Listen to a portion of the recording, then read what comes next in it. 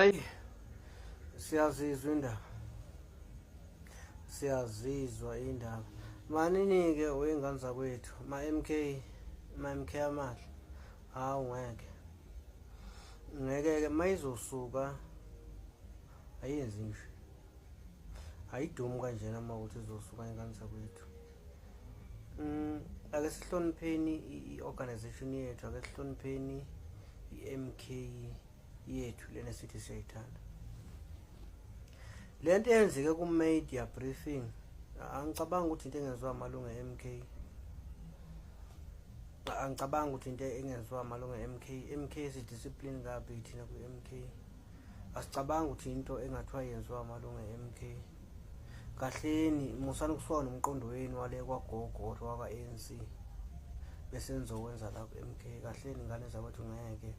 Siyazi ukuthi la ku-MK sinabantu abagqoka amarigala e-MK abawu-ANC, siyakwazi lokho, abasebenzela indlela kwagogo, lokho siyakwazi. Omunye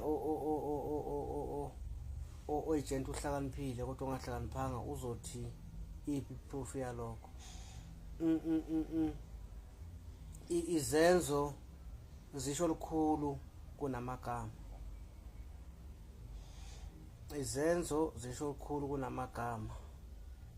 Bathi action speak louder than words.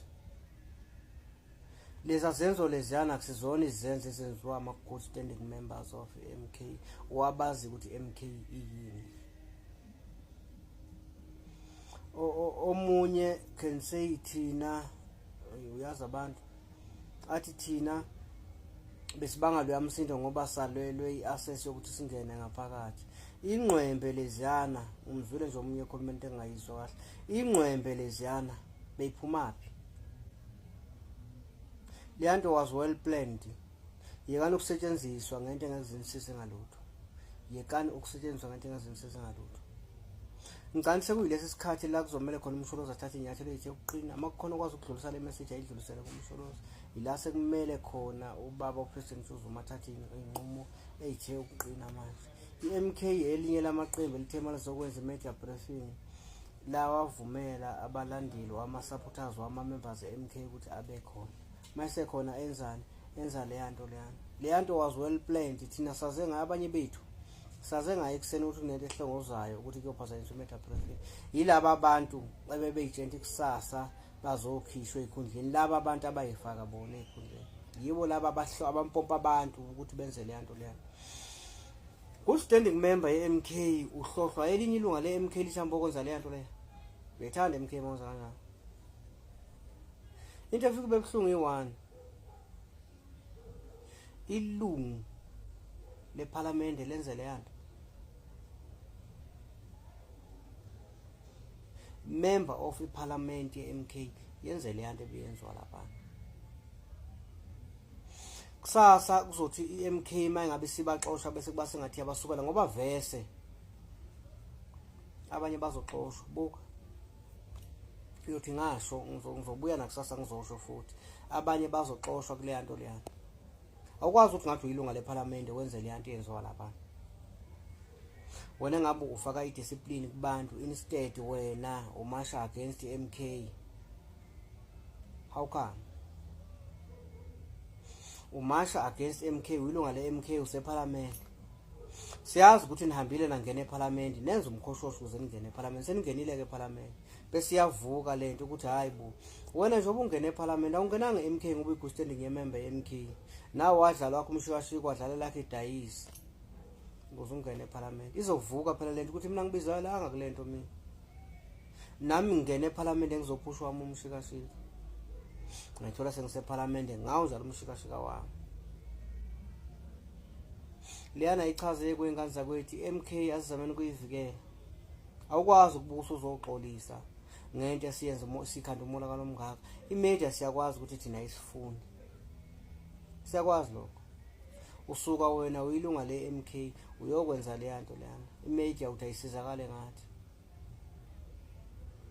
Kuthiwa manje amalunga e-MK avukela nokho. Ayikho lonto leyo. Yilaba abantu abenza sengathi bangamalunga e-MK abangisona amalunga e-MK. Izosho njalo vese i-media. angithi ithombe ikhona ama videos akhona. Mina bengifisa ngathi ubaba uPresident Jacob Zuma can go back ayo reviewer la ama videos nalezi athombe lapha. Kunabantu abangamamember eMK kumele besuswe bebuyela on the ground or bela noma yikuphi la bangaya khona bangazosimoshela eMK. Akwazi ukuthi ngathi uyimember leParliament owenza le nto leyana udoti le nto leyana. Sithi sikuthembile wena as member eMK kuumuntu esothi mabe sinenkinga sibikele wena sikubone futhi wenza le nto leyana lo yadoti loya. Yini hlelisakathi nenzani manje kanjani? Nenzani? Niyayiveza ukuthi nina la eMK nizele yini? Niyayiveza ukuthi nizele yini? Lento beniplanile. Ingqombe beniyithatha apha. Niyazi ne message kumele niyibhale. Ukuthi kumele nibhale ukuthini.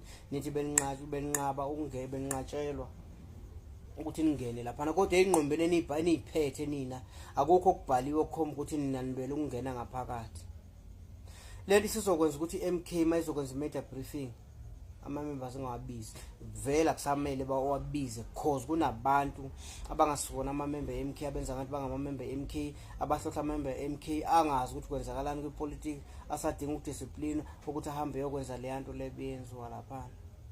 eMK should next time ezokwenza media briefing akuna-member eMK ezoza or akunamuntu nje oyimember eMK ezoza ngaphandle kwama-MPs or nabanye abanama-position athile aphezulu ku-MK. Ichaza lokho iba buhlungu ngoba manje egcineni la abantu uthola ukuthi banama-position ku-MK abasebenzanga on the ground abashiswanga ilanga abarecruitanga for i-MK bese kuba sengathi mhlambe nina enisebenzile ku-MK senivalelwa ngaphandle kanti sivalelwa ngaphandle because of those individuals abeze lapha beze neyabe mandate. Umsholozi kusamela clean kakhulu kusamela clean kakhulu even kulabo abantu abathi thina si leadership kusamela iclean zonke akuculule konke lonto lokubuyela kwagogo akubuyisele kwagogo ngoba kukhomba ukuthi versa kukho ku-MK kwagogo ukuthi ugqoke impahla ze-MK member yeParliament yonke yenze le nto le wenganza kwethu ngeke manibona umkhulu nemtshene ukuthi kusafuna sebenze kunabantu abanga-members eParliament kusafanele abasuse and sizokhala bese kuthiwa i-MK iyaqasha iyadiliza iyapheka iyathulula izongapheka ithulule kanjani sisasebenzisa abantu bakagogo bezobuya kuvuka inyama ogqokweni ukuthi hayi bo mina ngokagogo ngeke ngigqoke into ze-MK. Abanye bebhala amabhodi okuhlasela organizer wethu Floyd Shivambu bethi ngani uFloyd wayelwa nomsholozi se-EFF ngeke nganza ukuthi mawukuthi ubudlalela iPirate wasuka kuPirate wayodlalela iChiefs sekufuna manje wenze njani wena mawudlala iChiefs nePirate udlalela iPirate wena kumele udlale ukhombisa ukuthi ufuna iChiefs idliwe mawususukule kuPirate wazodlalela iChiefs awuzokushintsha bese uthi ngoba nakho songapha manje bese kuthiwa hayibo ngani wena wawudlalela iPirate manje kuChiefs uzokhona kanjani usukwenye indawo ipolitiki lela kunabantu bebeplanile kunengqembe uhlonipha organization man nisehlisa isithunzi nibukusa ngathi kumedia imedia niyazi ayifuni aniyehluleka ukuvikela isithunzi se-MK niyehluleka okuyinina into ebuhlungu la abantu abaphambili because once umuntu okholelwa kuye waqala wenza into ephuma eceleni uzoyenza into ephuma eceleni ngoba vese umuntu okholelwa kuye usenza into ephuma eceleni. Labantu bayenza into bayazi ukuthi banabantu abakholelwa kubo kanti bazazi bona deep inside kubona ukuthi bona basiyone MK badeployiwe la ku-MK ukuthi bezoyihlakaza so kuyihlakaza kwabo kuzomela bethola wona lama members eMK angathi akholelwa kubona besebenzisa wona ukuhlakaza ukudicela isithunzi se-MK phansi kodwa isazokhala uyongibuza ungiphala ulimi zisazokhala khona basazoxoshwa bazobeqoshwa kufanele vese ngoba basona ama-standing members e-MK bayivezile ukuthi bona badeployiwe bazohlakaza e-MK.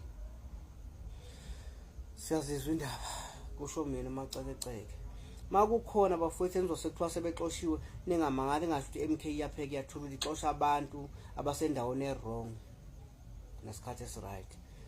Siyazizwa indaba kusho mina macekeceke